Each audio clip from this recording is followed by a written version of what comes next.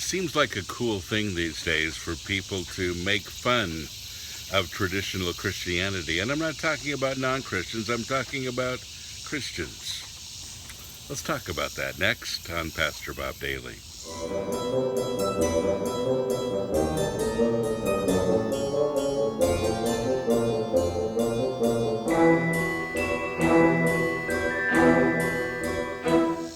Well, I've been a Christian for a lot of years, 59 years actually this year. It's a long time. And, I have a lot of tradition in my background. And a lot of people say, well, Pastor Bob, you hate tradition, so you've gone to a totally different form. And no, that's really not true. I love tradition.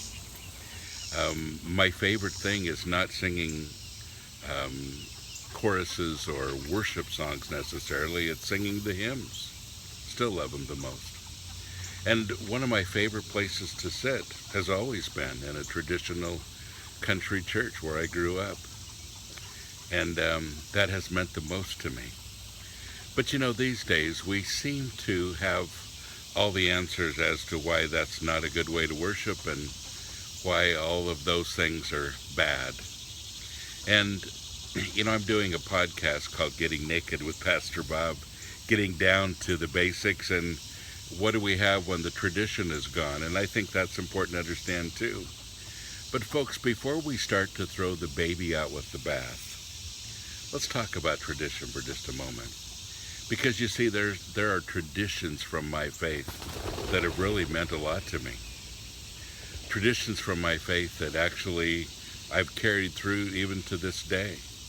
And all of us have tradition. When it hits Christmas time, I could ask each of you what your traditions are, and from country to country that varies, but also, families have their traditions. We have ours. And it makes the holiday even better because those are traditions that you practice. And traditions are really made so that people come closer together. The tradition of meeting in a building on Sunday morning means that you have a place to go. And that's always been a community place in the past. And even though society's changing and it's not as important as it was at one point, at least that we have a physical building like that, I totally understand it. And there are some traditions, even the service itself, that still mean a lot to me. Even though they're not necessarily biblical, they're still very meaningful traditions. See what I'm saying?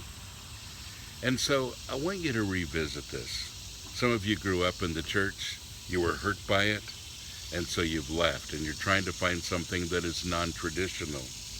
And it's not necessarily the traditions that have hurt you. Sometimes it's the people who are practicing the traditions, the people involved in it. And, Christianity would be a lot better place if it just wasn't for, Christians, people. We always mess it up, don't we? So that's what I want to say today.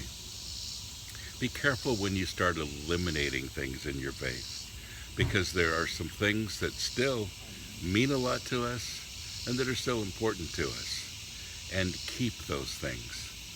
When you get old like me, they'll mean a lot. God bless you. Have a great day.